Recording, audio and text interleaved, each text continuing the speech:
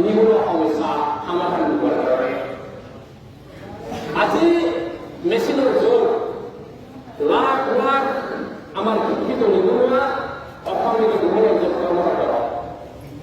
আজি শিক্ষিত মানুহৰ কাম কম্পিউটাৰে কাঢ়ি ল'লে। যেতিয়া শিক্ষিত মানুহৰ কাম কম্পিউটাৰে কাঢ়ি ল'লে, চাকৰি আৰু নাই।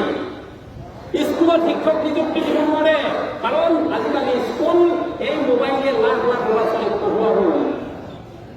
আৰু যিসকল অশিক্ষিত মানুহ আছিল, যিসকলে হাজিৰা কৰি সংসাৰ কৰিম বুলি ভাবিছিলে, এওঁলোকৰ কাম ট্ৰেক্টৰ, জেচিবি, বুলডোজাৰৰ দৰে ডাঙৰ ডাঙৰ মেচিন কাঢ়ি ল'লে।